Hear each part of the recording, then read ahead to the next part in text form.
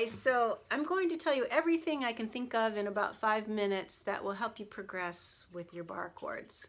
The main principle we want to start with is for everything you're learning in music, you'll hear me say this a lot of times, we improve everything by focusing on one thing.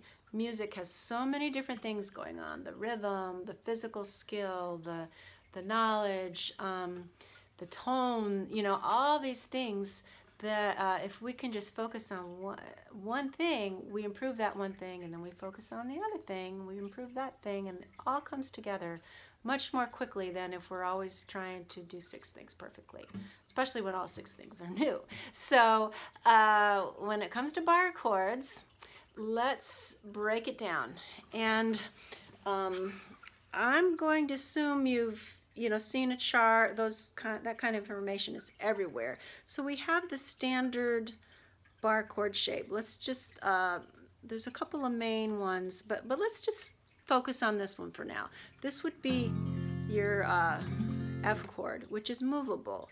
A whole step higher would be a G chord, a whole step higher, A, whole step higher, B, and so on. So bar chords are great because they're movable. And you know what? While I'm thinking of it, even if you're not good at playing bar chords yet, knowing the shape is really good for you, because once you understand how the notes work together, once we talk more about theory and how the theory works on the fretboard, knowledge of that shape can help you create your own chord shapes where you just play part of the shape. And this is what a lot of people do when they're playing lead. They're aware of the chord shape even though they might not be playing the whole chord shape. So knowledge of these shapes is really important even if you don't have the physical strength to play them yet. So let's take a look at this F shape, and let's take a look at this shape here and move it down a half step. And what we actually have is the E major shape. We have a finger on the 5th string, 2nd fret. We have a finger on the 4th string, 2nd fret. And we have a finger on the 3rd string, 1st fret. Those 3 notes are part of the E chord, and if we let the open strings ring, then we have an E major chord. So what happens when we make the F is this shape is moved up 1 fret higher, and then this finger is getting an F down here and an F here. So what I'm getting at is this shape here is an important part of this bar shape. And what I'm about to say applies to other bar shapes too, but I'm going to focus on this bar shape for today. So let's break it down. There's a lot of things we can do to make it easier. Instead of trying to do all of this, let's do part of it, let's do another part, and then someday put it together. First of all, it's a lot easier to play your bar chords up here than it is down here. So let's not start down here. Let's start maybe on the 5th fret. And if you can't bar, then you're not going to be able to bar and do that. So let's spend a little time just barring. A really important thing to know is that since these 3 fingers are squeezing these 3 strings, this finger does not have to squeeze these 3 strings. So when you're first starting out, it's a good idea to just lay your finger down and see if you can get the low string to sound good and the high strings. And it's okay when you're starting out. See how my fingers, these fingers are kind of helping this finger right now. And that's okay. See how my wrist is kind of straight? Be careful you don't do that. That's going to make you weaker. So maybe just let's use our principles for making chords. It applies to bar chords too. Shake your hands, put your wrist out nice and straight. Just put it as close, you keep it straight and close to the neck about where you're going to play. And just curve your fingers around like you're about to make a chord shape. But instead of using these fingers to make a shape, just what we're going to do is turn a little bit to this side of the finger, okay? Don't get caught thinking that it has to be like a perfectly 90-degree angle sort of thing. That's going to make my wrist hurts just thinking about it. So your hand's out here, and you're just, it's naturally, mechanically, that's the way your body wants to work. So work with your body, not against it. So just put your hand out there naturally and put your finger down on the 5th fret. And it's actually on this side of my finger, and the finger's curved a little bit. Okay? That is easier. There's more tension when you make your finger perfectly straight. Let it curve. And for now, don't worry about squeezing any of the other strings. Just see if you can get just lay it over on the side and squeeze right here and squeeze right here. And see if you can get the low string and the high string, and let these fingers help. These fingers are kind of pushing too.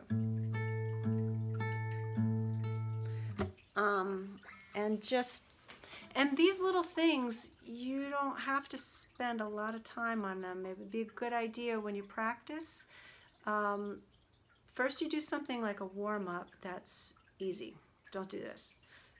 Just something that's easy, just to get your fingers starting to move. That's what warm-up is for. And warm-up is for focusing on technique. You want what you're doing for warm-up to be easy. And think about your technique, keeping your wrist straight, and think about the mechanics of what you're doing. And then an exercise would be something new. So this would be a good exercise. And you only have to do this for a few minutes each time you practice. So rather than skipping it because it's hard, spend just even if you do it like a minute, if you do it every day, there's a lot of cool things that happen in your brain, and it will get easier and easier. And this is a good start. So that would be one thing you could focus on. Another thing, and so let's look at another aspect of this shape, the shape right here. So we've learned this shape so you could, for an exercise, spend some time, instead of playing your E chord like this, you could spend some time playing your E chord like that. Just to give these fingers some experience being in that shape. If these fingers can't play that shape here without barring, if these fingers can't on their own make that shape, they're not going to be able to make that shape when you're barring also. So spend some time just working on that. And your A minor chord, and you can make them in different places. Like actually, this is sort of a B minor. If my finger was here, it would be a B minor chord. But if this is still like, remember the A minor shape? So this is the same shape, just with the other 3 fingers. And this is not beginner stuff. If this is over your head, take my beginner guitar class. But if we take the A minor shape and we slide it up 2 frets, it sounds kind of nice.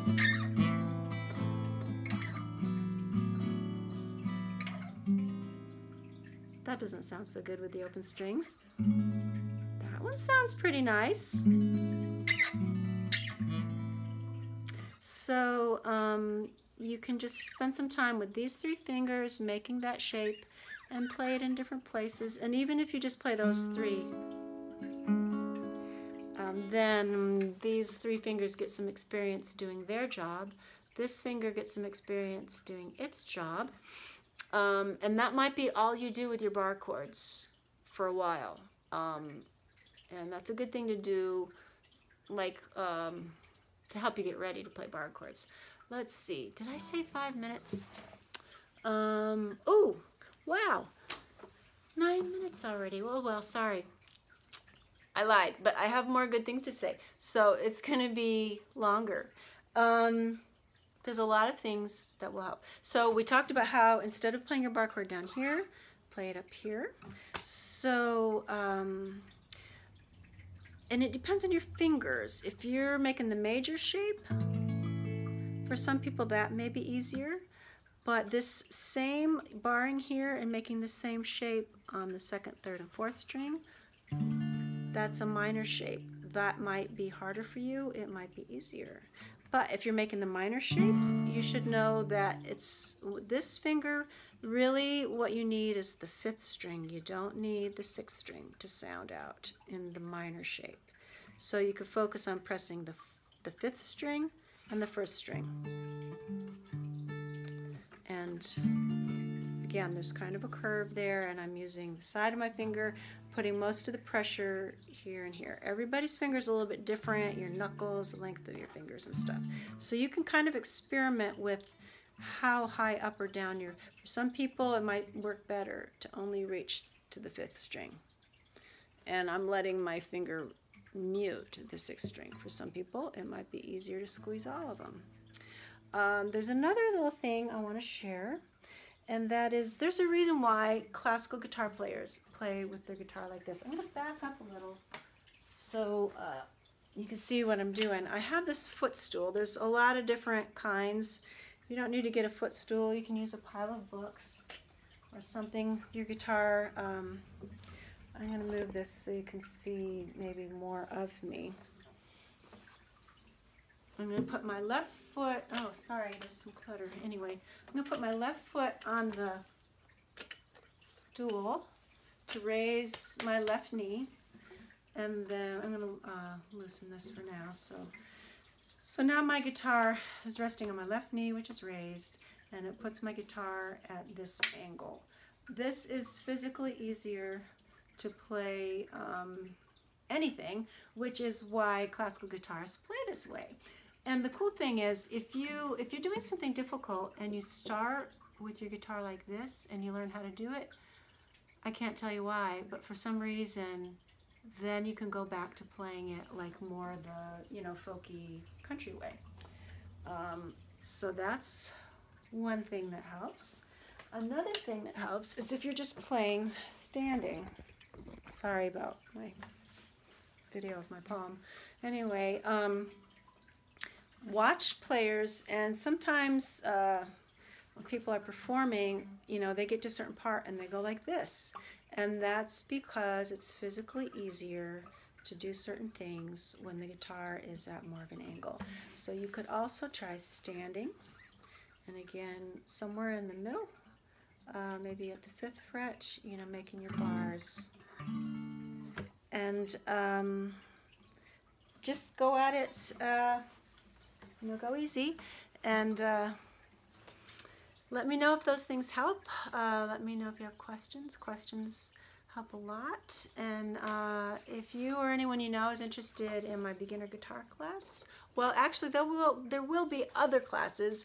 Right now it's February of 2019, and I have one online music class, but if you're watching this 5 years from now, hopefully there's going to be bunches, not just guitar. So if you go to www.everyonecanjam.com and sign up for my email list, you will get a link to my free instruction page, and you will get any information about any classes I have. There will be other kinds of instruction for music in general too. I mean, there already is some instruction there that applies to any instrument, but right now I'm starting with guitar. So let's see, I guess that's it for now, and lots of luck with your bar chords.